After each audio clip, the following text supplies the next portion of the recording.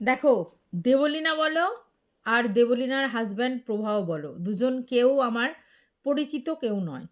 তাদের সঙ্গে আমার কোনো রকমভাবে কোনো কানেকশন নেই। তাহলে অনেকেই বলছে আমি প্রভাওকে সাপোর্ট করছি। একদমই না। আমি যাকে চিনি না জানি না তাকে কি করে সাপোর্ট করব? আমি শুধু বলেছি একতরফা বিচার করবেন না। দুতরফের কথা শুনে তারপর আপনারা একটা কোনো কিছু বিচার করবেন।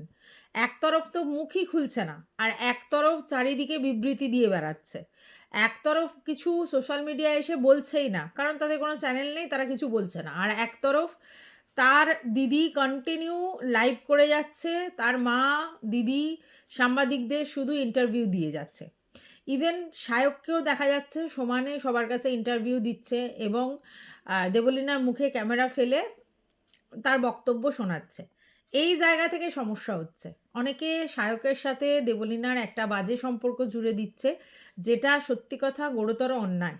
কারণ বন্ধুত্ব একটা অন্য জিনিস। কিন্তু কথাটা হচ্ছে বন্ধুত্ব আছে মানেই তুমি বন্ধুর এরকম একটা সময় গিয়ে তার মুখে ক্যামেরা ফেলে মনিটাইজ অন করে চ্যানেলে ভিডিও আপলোড করতে পারো? এটাও তো একটা বড় প্রশ্ন। না, আমার কোথাও কোনো রকম সন্দেহ নেই যে সায়ক সত্যিই দেবলীনার বন্ধু কিনা। যেটা দেখেছি তাতে পরিষ্কার উঠে এসেছে দেবলীনা এবং সায়কের সম্পর্কটা খুবই প্রিসিয়াস। মানে তারা দুজনেই দুজনের বন্ধু এবং একে অপরের সমব্যথী, সমমর্মী। কিন্তু ব্যাপারটা হচ্ছে এরকম একটা ক্রিটিক্যাল কন্ডিশনে যদি সমানে কেউ লাইভ করতে থাকে, কেউ ভিডিও করতে থাকে, কেউ ইন্টারভিউ দিতে থাকে, তখন প্রশ্নটা উঠছে। দেখা যাচ্ছে কোনো একটা দিন এই ২৫শে ডিসেম্বরের পরে সায়ক প্রভায়ের সঙ্গে রীতিমতো গল্প জুড়েছে। অথচ সায়কের বক্তব্য যে প্রভায়ের সঙ্গে তার কোনো রকম যোগাযোগ তো নেই, তার ফোন নাম্বারও নেই।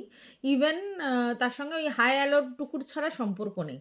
যেখানে এত ভালো ঘনিষ্ঠ বন্ধু দেবলীনা, তার হাসব্যান্ডের সঙ্গে সায়কের সেরকম কোনো যোগাযোগই নেই, মানে কথাই নেই, বার্তাই নেই। এটা তো বিশ্বাসযোগ্য নয়। তাহলে কি আমরা এতদিন ধরে যা দেখলাম ভিডিওতে সবটাই মিথ্যে?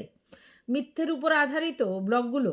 হ্যাঁ, দেবলীনার বক্তব্য, মানে দেবলীনার দিদির বক্তব্য, দেবলীনা শুধু পজিটিভিটি দেখিয়েছে। পজিটিভ জিনিসগুলো লোকের কাছে শো করেছে। তাই লোকে বুঝতে পারছে না। কিন্তু বক্তব্যটা হচ্ছে যে, ভাই তুমি রিয়েল জিনিস দেখাও। তুমি পজিটিভ জিনিস দেখাতে গিয়ে তাদেরকে তুমি সেই নায়কের আসনে বসিয়ে দিলে। আর তারপরেই তুমি একটা লাইভ করলে আর তারপরেই তারা ভিলেন হয়ে গেল। কেমন হলো ব্যাপারটা? কারণ আমাদের কাছে তো একটা সুন্দর কাপেলের কেমিস্ট্রি দেখানো হয়েছিল। তাহলে সেটা তো পুরোটাই ভুয়ো, তাই না?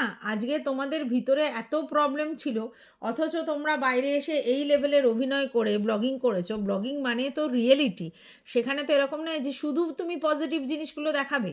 আমরা তো মানে নেগেটিভ জিনিসগুলো দেখতে চাই না ঠিকই, কিন্তু তুমি যদি শুধুই পজিটিভ জিনিস দেখাও আর দুম করে একদিন এসে বলো যেগুলো আমি দেখিয়েছি সেগুলো সবটাই ভালো থাকার অভিনয়, সবটাই ভালো না থেকে আমি ভালো থাকার অভিনয় করে গেছি, তাহলে লোকের কাছে একটুখানি ব্যাপারটা কনফিউজড লাগবে। লোকের দোষ তো নেই। ভিউয়ার্সরা যা দেখছে তার উপর বেস করে কথা বলছে। ভিউয়ার্সরা যেগুলো দেখেনি সেগুলোর উপরে নির্ভর করে কথা কি করে বলবে? সেগুলো তো দেখানো হয়নি। এবার অনেকে বলছে যে এতদিন ধরে আমাদের মনে হয়েছে ওরা দুজনের মধ্যে খুব একটা কিউট সম্পর্ক। দুজন দুজনকে ভীষণ আ আম অন্যরকমভাবে কথা বলে এবং প্রভয়ের কথাগুলো আমাদের কোনোদিন ভালো লাগেনি। কিন্তু এতদিন বুঝিনি, এখন বুঝতে পারছি। এটা আবার কি ধরনের কথা? আমার যেটা মনে হয়েছে প্রভাও সার্কাস্টিক ওয়েতে সবসময় কথা বলতো, মজা করতো। ইভেন একটা বার্থডে ব্লগ দেখলাম। সেখানেও দেখলাম বেশ মজা করে বলছে এবং সেখানেও তার যে রসবোধ, সেই ব্যাপারে সে বলছে সে তার দিদার থেকে পেয়েছে। মানে দিদার থেকে জেনেটিক ওয়েতে এই ধরনের কথোপকথনগুলো সে করছে যেগুলো, সেগুলো তার মায়ের থেকে, মায়ের কাছ থেকে পেয়েছে এবং মা তার দিদার থেকে পেয়েছে। তাহলে এই ধরনের কথা বলতেই সে অভ্যস্ত। ঠিক আছে? তো সেখানে কেন এরকম বলা হচ্ছে আমি বুঝতে পারছি না। দেখো, আমরা জানি যে একটা রিলেশনশিপ তখনই আ ঠিকঠাক জায়গায় দাঁড়ায় যখন নিজেদের মধ্যে অ্যাডজাস্টমেন্টের জায়গাটা ঠিক থাকে। কিন্তু এখানে দেখানো হচ্ছে বা বলা হচ্ছে যে ১ বছর ধরে রিলেশনশিপটা ভালোই ছিল না। ইনফ্যাক্ট বিয়ের আগে থাকতেই ভালো ছিল না। এবার যখন আমরা বিয়ের আগে থাকতেই রিলেশনশিপটা ভালো ছিল না, সমস্যা শুরু হয়েছিল, তাহলে বিয়েটা কেন হলো?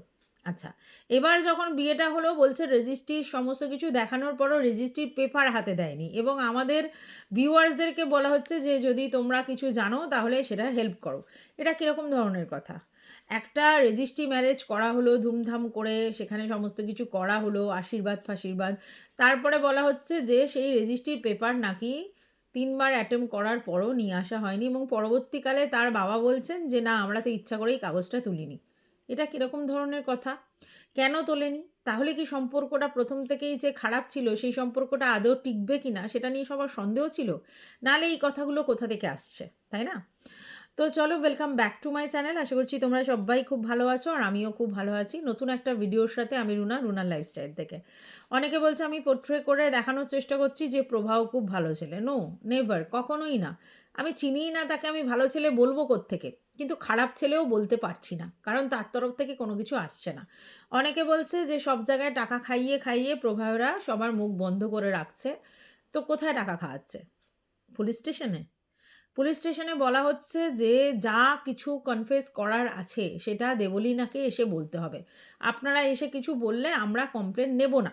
কারণ আপনাদের মেয়েরও খানিকটা দোষ আছে। এই কথা বলা হচ্ছে। যেটা দিদির বক্তব্য থেকে শুনেছি। তো কথা হচ্ছে যে পুলিশ স্টেশনে কি এর আগে যাওয়া হয়েছিল? নাহলে তারা কি করে এগুলো জানল? পুলিশ স্টেশনে তাদের বক্তব্য পুলিশ স্টেশনের যে দেবলীনাকে সঙ্গে নিয়ে এসে কমপ্লেন জানান। হ্যাঁ, ঠিক কথা।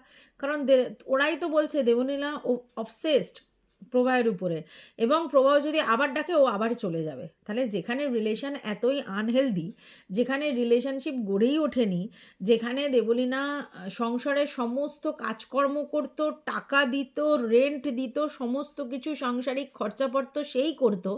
তাহলে তো একতরফা সবটা। মানে প্রভায়ের সেখানে কোনো কন্ট্রিবিউশন নেই এদের কথা অনুযায়ী। না সে সংসারের খরচ দিত, না সে বাজারহাট করত, না কোনো কাজকর্ম করত। শুধু কি শোপিস হিসেবে দেবলীনা প্রভাহকে রেখেছিল? আমি তো বুঝতে পারছি না। রেন্টটা নাকি প্রভাহর নেয়া বিয়ের আগে থাকতেই, ফ্ল্যাটটা। তাহলে বিয়ের পরে দেবলীনা কেন রেন্টটা দিত? এটাও তো একটা বড় ব্যাপার। আচ্ছা, বলা হচ্ছে কালে ভদ্রে ইলেকট্রিক বিলটা হয়তো প্রভাব দিত। বাদবাকি রেন্ট থেকে সংসারের সমস্ত খরচ, খাওয়া-টাওয়া সমস্ত কিছু দেবলীনা খরচা করত। তো দেবলীনার তখনই তো প্রশ্নটা করা উচিত ছিল যে আমাদের দুজনের সম্পর্ক, দুজনের রিলেশনশিপ, দুজনের সংসার। তাহলে আমি একা কেন কন্ট্রিবিউট করব? কোনো জায়গা থেকে প্রভাব থেকে চেয়ে নিতে হতো, তাই না? শোনা যাচ্ছে ওরা নাকি যেখানে ঘুরতে গেছে সেখানেও নাকি দেবলীনার বর বলেছে যে ট্রিপের 50% তুমি দেবে তো? এখনকার ছেলেমেয়েরা না একটু অন্য ধরনের। তারা কিন্তু নিজেরটা খুব ভালো বোঝে।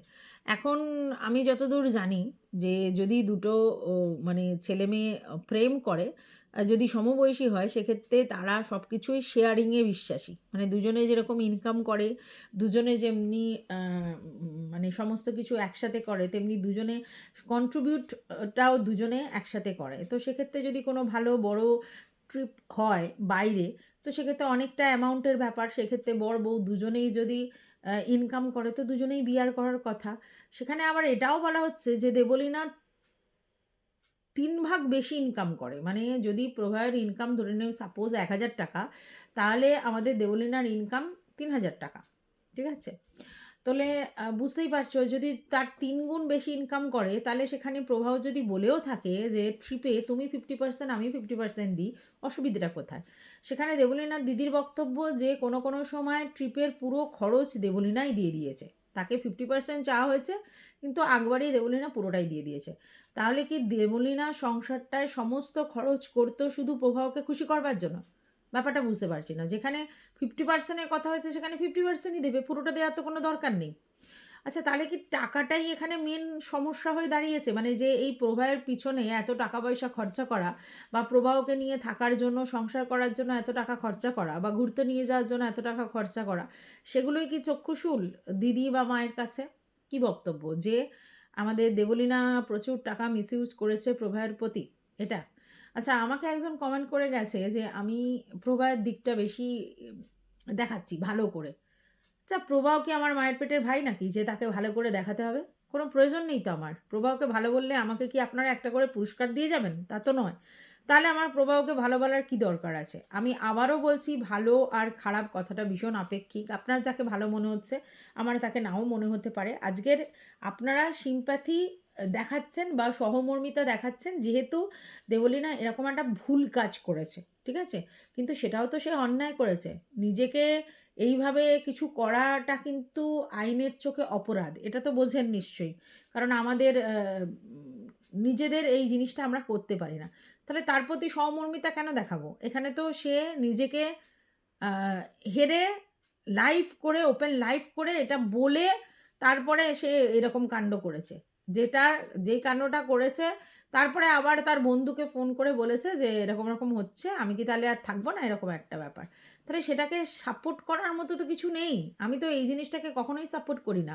এত বড় একটা স্ট্রং মাইন্ডেড মেয়ে যার লাইফ এত সুন্দর ঝাঁ চকচকে, যে এত টাকা ইনকাম করে, এত নাম, যশ, প্রতিপত্তি সমস্ত কিছু আছে। সে ব্যাটা কেন নিজের জীবনটাকে স্পয়েল করবার চেষ্টা করছে? হ্যাঁ, আমি মানছি ও ওকে খুব ভালোবাসে। কিন্তু যখন দেখছে ভালোবাসাটা একতরফা, একদিক থেকেই সমস্ত কিছু কন্ট্রিবিউশন এবং ইমোশনাল অ্যাটাচমেন্ট অন্য দিকের তরফ থেকে সবটাই পুরো ভুয়ো, তাহলে সেই রিলেশনটা কি কখনোই টিকবে? তাহলে কেন বলা হচ্ছে যে সে ফোন করলেই এ চলে যাবে? এটা কিসের অমুক টান? যদি এই বয়সে এসে এই ম্যাচুরিটি না হয় যে না বুঝতে পারে যে ওই তরফের কোনো ভালোবাসাই নেই, তাহলে তো পুরো ব্যাপারটাই মানে অন্যরকম হয়ে যাচ্ছে। মানে একটা ম্যাচিওর মেয়ে, সেন্সিবল মেয়ে এত স্ট্রাগল করে উঠে দাঁড়িয়েছে, সেই মেয়ে কি করে তাকে ডিনাই করছে এরকম একটি ছেলের জন্য এরকম পাগলপান করতে পারে? এটা তো পাগলপন্থী। যেখানে সবাই বুঝতে পারছে, সবাই ওকে বলছে যে ওর তরফ থেকে কিছুই নেই অ্যাকচুয়ালি ইমোশনের। তাহলে সেই ইমোশনের ধাজিয়া উড়িয়ে তার কাছেই চলে যাবে কেন? আ দিদি বা মায়ের বক্তব্য, সে আবার ফোন করলে ও চলে যাবে। মানে ওকে কন্ট্রোল করার ক্ষমতা ওদের নেই, ওদের বক্তব্য অনুযায়ী।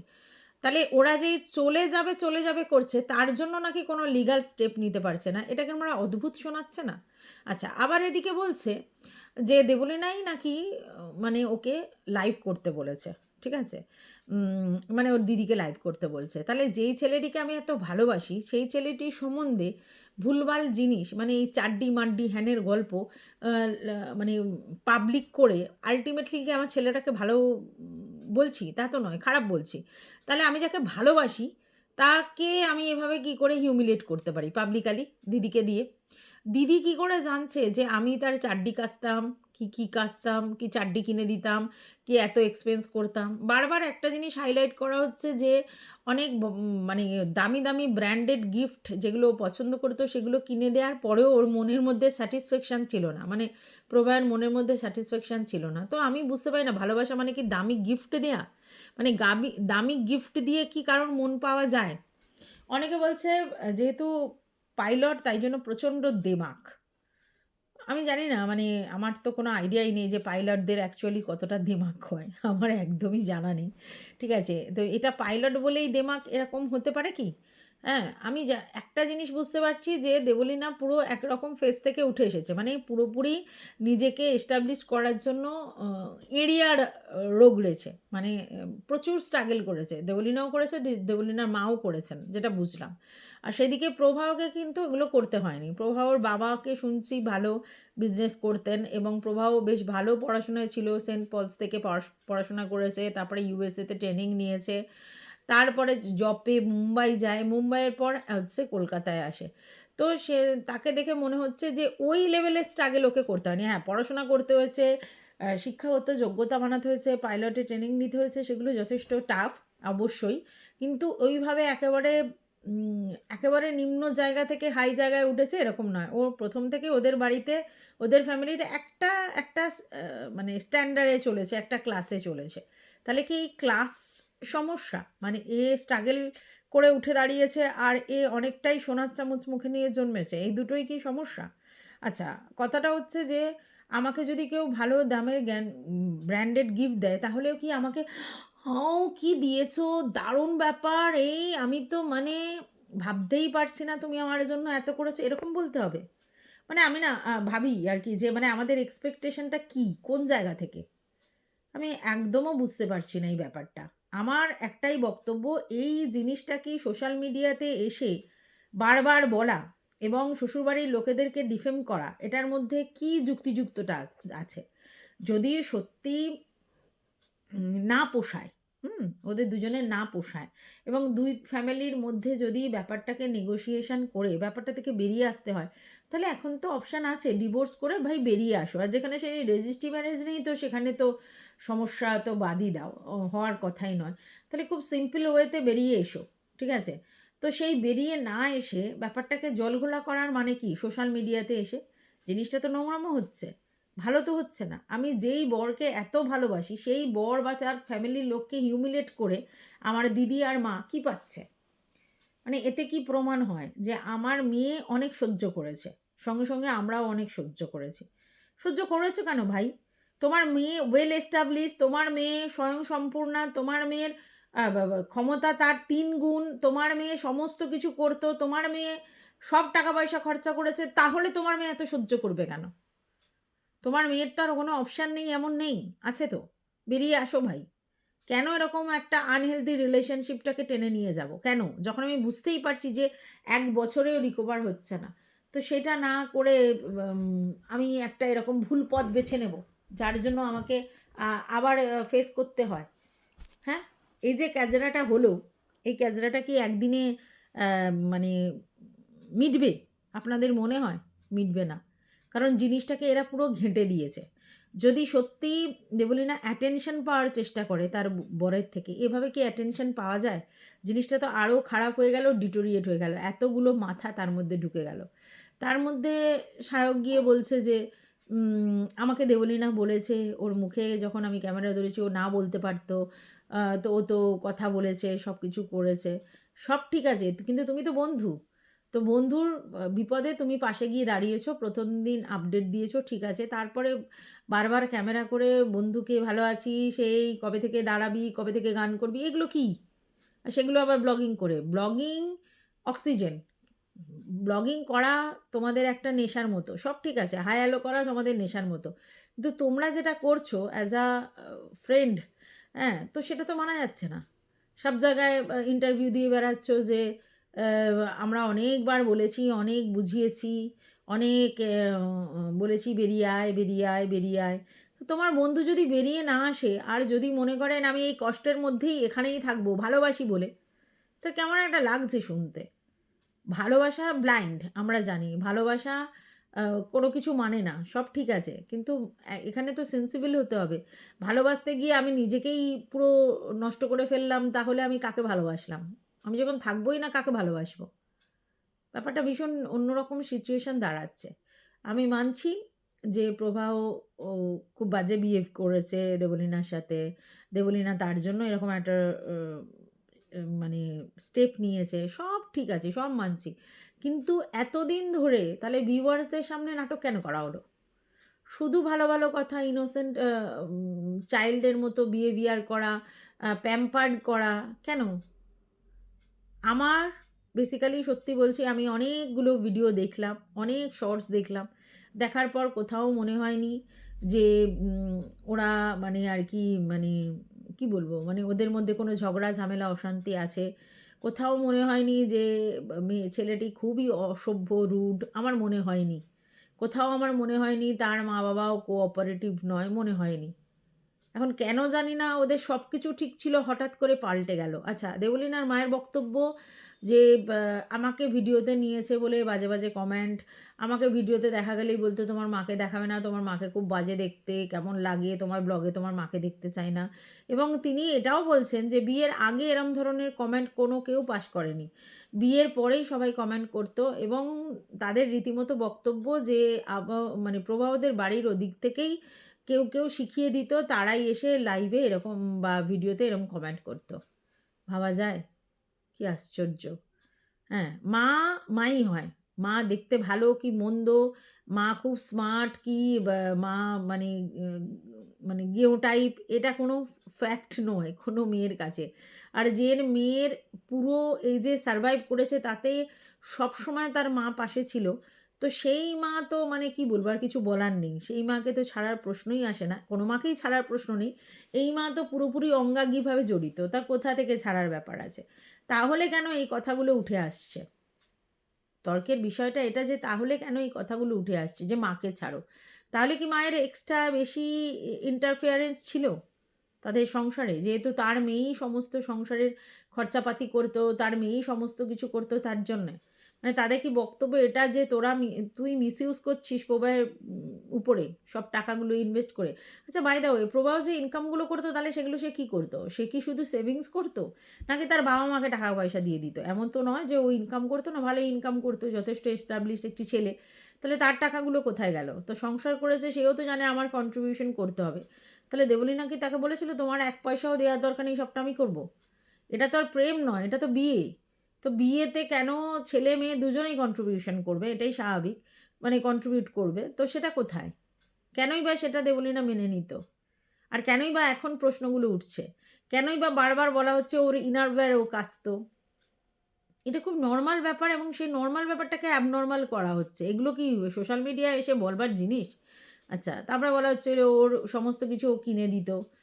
ওটাও ও কিনে দিত। বেবি আমার এটা লাগবে বলে। তো তোমার বেবি বা প্যাম্পার করেছে কেন? যে হ্যাঁ, এটা লাগবে বললেই অমনি সঙ্গে, সঙ্গে কিনে তো বলতেই পারত বেবি যে তোমারটা তুমি কিনে নাও। বলতে পারত। ভালোবাসা দেখাতে গিয়ে যদি চাড্ডিটা পর্যন্ত কিনে নেয়, কেচে দেয়, সেখানেও যদি মানে সেই জিনিসটা এসে আবার দিদিদের বলে আর দিদি যদি সেটা লাইভে করে বলে, তাহলে সোশ্যাল মিডিয়ায় তারা ট্রোল হবে না? বাই দ্য ওয়ে অনেকের নাম করে, করে বলা হচ্ছে, সোহম নাকি তার নাম করে বলা হচ্ছে, আরও অনেকের নাম করে বলা হচ্ছে, তারা অনেক কিছু বলছে, এইসব বলা হচ্ছে। তো আমি বুঝতে পারছি না যেখানে দিদিকে বলা হয়েছে ১ মিটারের ভিতরেই থাকতে সবসময় বোনের দিকে নজর রাখতে, কেন বোন নাকি ৩ বার আবার অ্যাটেম্প্ট করেছিল ওখানে। কিভাবে হসপিটালে অ্যাটেম্প্ট করে জানি না। কারণ হসপিটালে অ্যাটেম্প্ট করলে হসপিটালের সিকিউরিটি নিয়ে যথেষ্ট সন্দেহ আছে। তো সেইখানে ১ মিটারের মধ্যে তাকে থাকতে বলা হয়েছে। সেই জায়গায় সে নাকি বাথরুমে যাচ্ছে তখনও নাকি দরজা খুলে সে দাঁড়িয়ে আছে বাথরুমে যে বোন পাছে কিছু না করে ফেলে। তো সেই জায়গা থেকে সে কি করে লাইভ করছে? সেখানে বসে কি করে লাইভ করছে সে? যখন তাকে বোনকেই সবসময় দেখানোর কথা বলছে? আমি তো এটা ব্যাপারটা বুঝতে পারছি না। মানে বোনকে দেখার কথা বলছে সেখান থেকে বেরিয়ে এসে সে লাইভ করছে। লোকের কাছে বারবার বার্তা দিচ্ছে, আপনারা ভুল কিছু বলবেন না, পজিটিভ বলুন, নেগেটিভ কিছু বলবেন না। নেগেটিভিটি ছড়াচ্ছে কেন? কী কারণে? আপনার বোন তো পজিটিভ ভাইব কিছু দেয়নি। বার্তাটাই তো ভুল দিচ্ছে। একটা ইনফ্লুয়েন্সার হয়ে কী করে এরকম বার্তা দেয় সমাজে যে এরকম একটা কাজ করতে হবে? তো ভুল বার্তা দিয়েছে তারপর নেগেটিভ জিনিস ছড়াবেই। আর তারপরে আপনারা ব্যাপারটাকে নিয়ে ক্যাজরা করে ফেলছেন। জিনিসটা একেবারেই শোভনীয় হচ্ছে না। সবথেকে ভালো হয় পাবলিকালি এসব এসে না বলে নিজেদের মধ্যে ব্যাপারটা রাখুন। জিনিসটা আইনের মানে পরামর্শ নিয়ে সমস্যার সমাধান করুন। প্রশাসনের কাছে যান, আইনি হেল্প নিন। যদি মনে করেন যে না এরপরেও সংসার ধর্ম করবে তাহলে সেটা করুক। যদি মনে হয় যে না বিচ্ছেদটাই একমাত্র রাস্তা তাহলে তাই করুক। করে নিজেরা নিজেদের মতো ভালো থাকুন। অন্যকেও ভালো থাকতে দিন, নিজেরাও ভালো থাকুন। আর সোশ্যাল মিডিয়াতে এসে এরকমভাবে কেচ্চা বেচবেন না। এটা রিকোয়েস্ট আপনার কাছে। যাই হোক আপনাকে অনেকেই বলছে আপনি টপকেছেন কোথায় আগে দেখিনি। আপনাকে ডিএনএ টেস্ট করার কথাও কেউ বলেনি। আপনাকে কোনো প্রুফ দেওয়ার কথাও বলেনি। বাট আপনার বোনই কোনোদিন আপনার কথা জাহির সেভাবে করেনি।